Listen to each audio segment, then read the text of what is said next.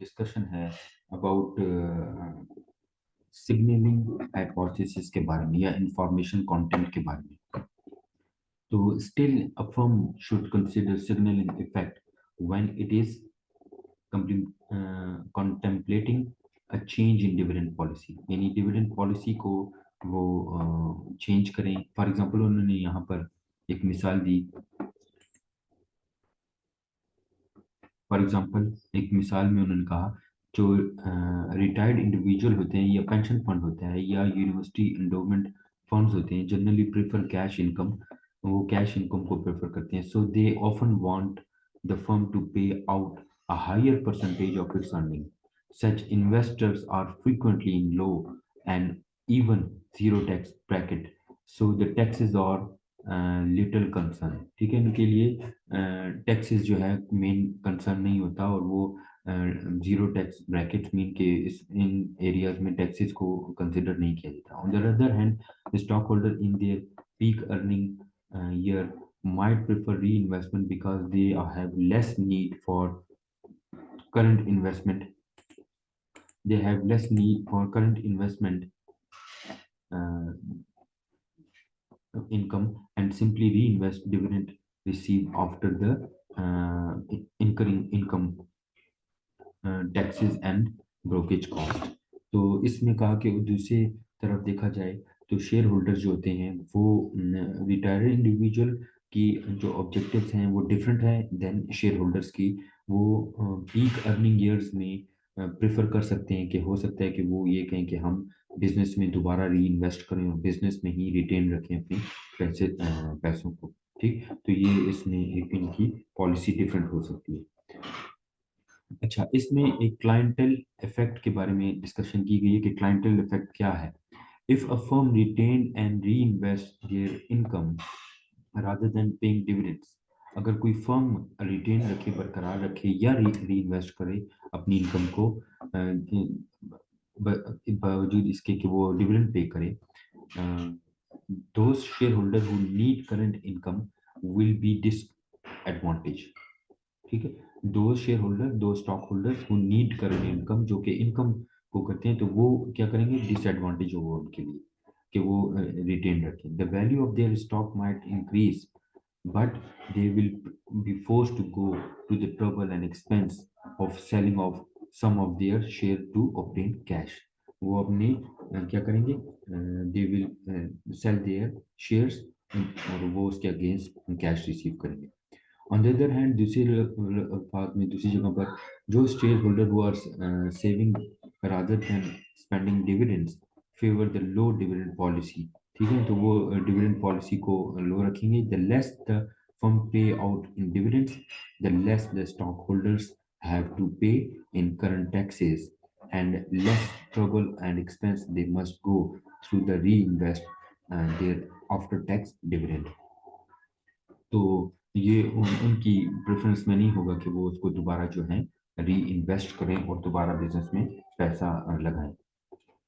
Therefore, investors who want current investment income should own shares, तो वो जो investment income को एज इन्वेस्टमेंट रखना चाहते हैं वो शेयर्स खरीदेंगे इन high dividend pay out firm.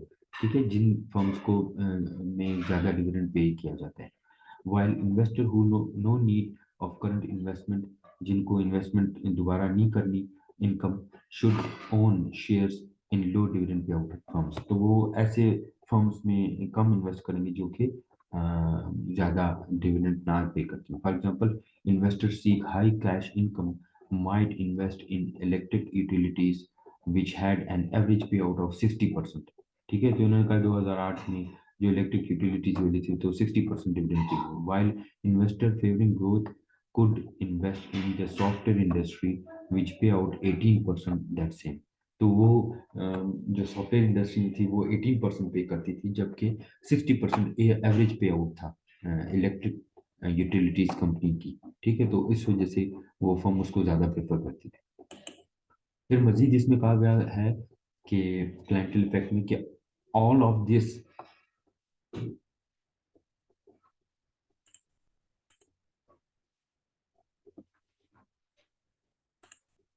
All of this suggests that clientele effect exists, which means that the firm have different clientless, ठीक है, clientless है, and that clientless have different preferences. तो जो उनके clients हैं, इसका एक clientele effect है, और different clientele के यानी firms के have different clientels, clientless होते हैं, और उनकी different preferences होते हैं, ठीक है। यानी कुछ की प्रेफरेंसेस जो है, डिविडेंड पॉलिसी जो है वो अपसेट होती है, majority clientele have negative effect on the stock prices, ज्यादातर जो है उनकी स्टॉक प्राइसेस पर नेगेटिव इफेक्ट होते हैं। This suggests that the company should follow a stable dependent dividend policy so as to avoid upsetting the its clientele, तो वो इसको अवॉइड करे जो अपसेटिंग है क्लाइंटल की। द रेजिडुअल डिविडेंड मॉडल एक मॉडल है जिसमें बताया गया है कि ऑप्टिमल पे आउट रेशो होना चाहिए, और ये optimal pay out ratio 4 factors पर डिपेंड करते हैं। कौन कौन से फैक्टर्स हैं?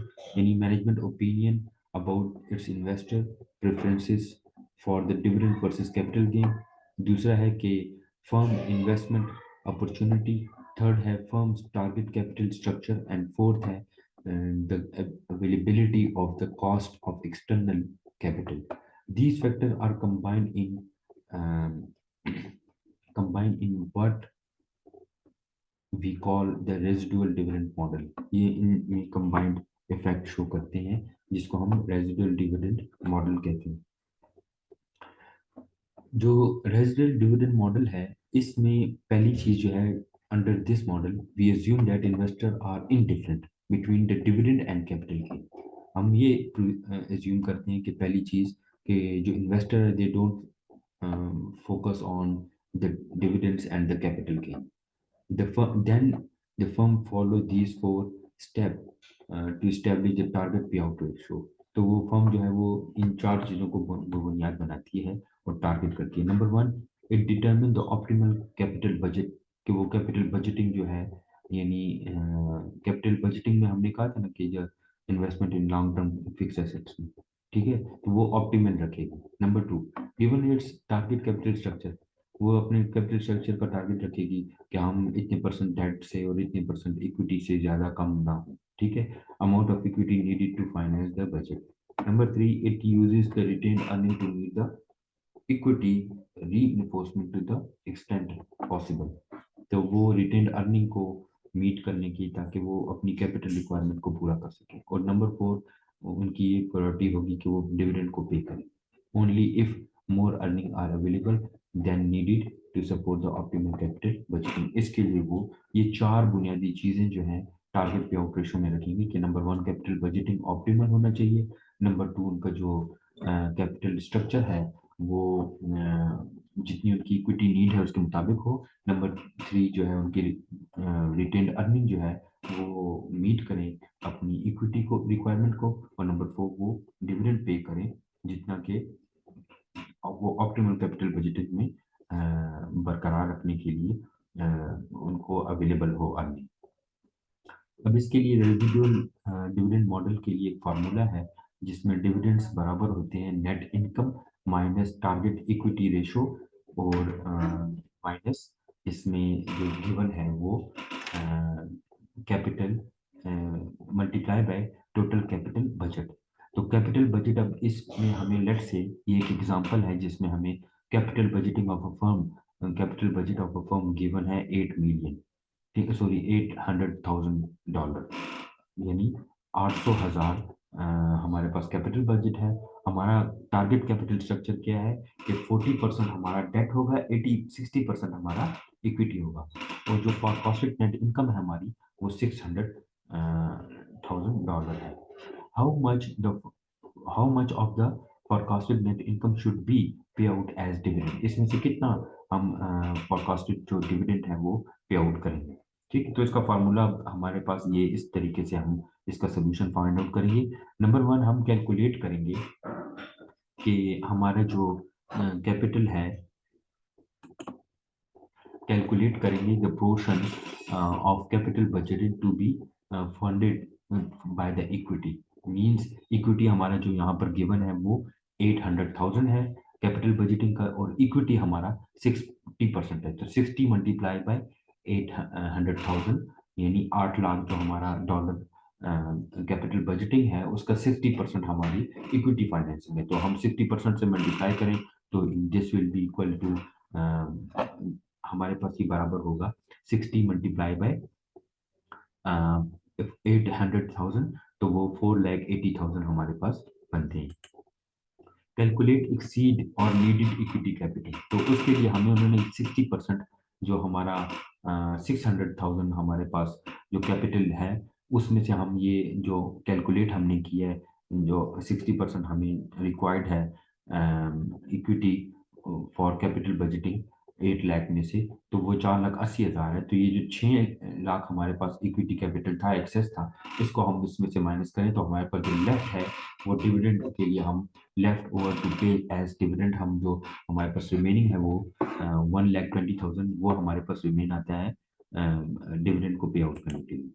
तो हम डिविडेंड को पे आउट रेशो हमारे पास बनता है कि जो 6 लाख हमारे पास इजाफी बनते हैं कैपिटल बजटिंग में, उसको 1,20,000 को 600,000 पर डिवाइड करें तो ये 20% बनता है डिविडेंड पे आउट रेशो। हमारे पास डिविडेंड पे आउट रेशो 20% यहाँ पर बनता है। एक और एग्जांपल में, what if net income drop to 4 lakh, अगर हमारे पास ये नेट इनकम ड्राइव कम हो जाए 4 लाख तक और रेस टू 8 लाख और 8 लाख तक जाए, तो दोनों केसेस में नेट इनकम अगर 4 लाख होगा तो क्या होगा, और अगर हमारे पास ये 8 लाख होगा तो क्या होगा, दोनों केस में हम इसको देखते हैं। तो डिविडेंड हमारे पास 4 लाख के केस में, जब हम डिविडेंड हमारी 4 लाख होगी और हम उसमें से हमारी जो इक्विटी है वो हमने अभी कैलकुलेट की थी कि हमारे पास इक्विटी 60% होनी चाहिए जो कि 0.6 बनता है, और 8 लाख को हम मल्टीप्लाई करेंगे तो 60 मल्टीप्लाई बाई 8 लाख 4,80,000 होता है। तो 4,80,000 को 4 लाख से माइनस करें तो हमारे पास 80,000 नेगेटिव आएगा। Since the dividend result in negative number, the firm must use all of the net income of to fund its budgets and probably should use equity to maintain its target capital structure। तो इस हालत में हमारे पास जो पे out है हमारे पास वो जीरो आता है, क्योंकि हमारे पास जो रेशो है वो नॉन डिविडेंड में आ रहा है जो नेगेटिव में आ रहा है। अगर हमारी इनकम 4 लाख के बजाय डॉलर के बजाय 400,000 डॉलर के बजाय 800,000 डॉलर होगा, तो अब हम इस सूरत में भी वही तरीकेकार करेंगे जो हमने प्रीवियसली किया कि 800,000 डॉलर माइनस 60 हमारा इक्विटी है, वाइल ये जो हमारे पास 800,000 कैपिटल बजटिंग की अमाउंट है इसको मल्टीप्लाई करें तो 4,80,000 इन दोनों से आता है। 4,80,000 को 8 लाख से माइनस करें तो 3,20,000 आएगा। ये 3,30,000 हमारे पास 40% पे आउट रेशो बनता है। ठीक, तो ये पे आउट रेशो इस डिविडेंड रेजिडुअल मॉडल के थ्रू हमने कैलकुलेट की।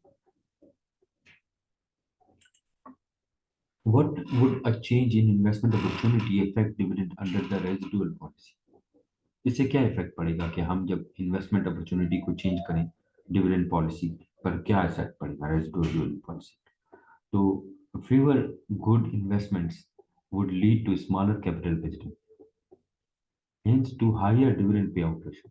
यानी अगर हमारा कैपिटल बजटिंग का स्मॉलर होगा, कम होगा इन्वेस्टमेंट हमारी इसमें, तो हमारा जो डिविडेंड पे आउट रेशियो है वो ज्यादा होगा। हमने जिस प्रीवियस एग्जांपल में भी अभी देखा।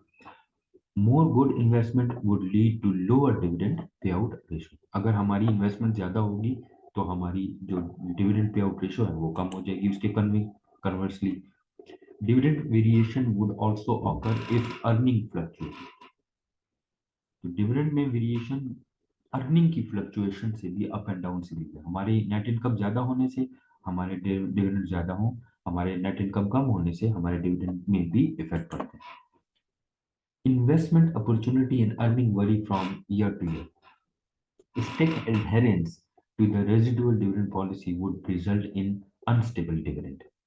जितनी इन्वेस्टमेंट अपॉर्चुनिटी है और अर्निंग है ये साल हर साल बढ़ेगी, तो उतना हमारा जो डिविडेंड पॉलिसी है रेजिडुअल डिविडेंड पॉलिसी वो अनस्टेबल होगा, हमारा डिविडेंड अनस्टेबल होगा। इस केस में अब हमारे पास इन्होंने T and W dividend pay out ratio के केस में, जिसमें हमने 60 million of net income when face with different investment opportunity dollars in million, अब इन्होंने कहा कि हमारे पास इन्वेस्टमेंट अपॉर्चुनिटी पुअर होगी तो क्या सिचुएशन है, एवरेज होगी तो क्या है, और गुड। तो तीनों सूरतों में देखें, कैपिटल बजट हमारे पास 4 मिलियन, 40 मिलियन, 70 मिलियन, 150 मिलियन। तो कैपिटल बजटिंग अगर हमारे पास 40 मिलियन है तो वो पुअर कंडीशन में हमारे पास नेट इनकम 60 मिलियन है, जबकि हमारी रिक्वायर्ड इक्विटी जो है वो 60% ऑफ द कैपिटल बजट है। हमने कैपिटल स्ट्रक्चर 60/40 रखा था, ये 0.6 जो है हमारे पास बेसिकली क्या है, ये हमारा 60% है। तो इस सूरत में सॉरी,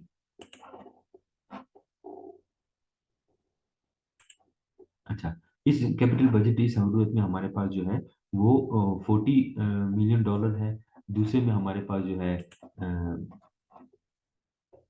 अच्छा, तो दूसरे में हमारे पास 50 मिलियन डॉलर है, और 70 मिलियन डॉलर है, और थर्ड में हमारे पास जो गुड कंडीशन है कैपिटल बजट की वो 150 मिलियन डॉलर है। नेट इनकम हमारे पास तीनों में remain same 60 60 60, while required equity जो है वो 60% है, यानी ये हमारा कैपिटल स्ट्रक्चर है, और this is over capital budget जो कि हमें यहाँ पर ऊपर गिवन है। इन दोनों को मल्टीप्लाई करें 60% से तो 40 का 24 आता है, 60% का इसका 60% करें तो 42 आएगा, और इसका 90 आएगा। तो यहाँ पर उन्होंने कहा जो डिविडेंड पे है वो हम नेट इनकम से माइनस करेंगे। तो नेट इनकम से हम माइनस करें 60 को, 60 - 24 तो 36 आता है, फिर इसी तरह 60 - 42 तो 18 आता है, और 60 - 90 तो हमारे पास नेगेटिव में चला जाता है। तो अब देखें कि इस सूरत में वो देखें कि जिस अगर हम इसका डिविडेंड पे आउट रेशो लेंगे तो हमारे पास यहाँ पर डिविडेंड पे आउट रेशो, यानी जो डिविडेंड हमने पे किया 36/60, तो 60% आ गया। इसी तरह हमारे पास 18/60 तो 30% आ गया, और ये नेगेटिव में इस वजह से हमने इसको कंसिडर नहीं किया। तो विद 150 मिलियन कैपिटल बजट जो ये कंपनी है T&W dividend pay out ratio will earning retain all of its earning and issue 30 million of new stock. तो वो इसकी जगह पर क्या करेंगे, न्यू स्टॉक को इशू करेंगे। Setting dividends, estimate earning and invest opportunity on average over the next 5 years so year।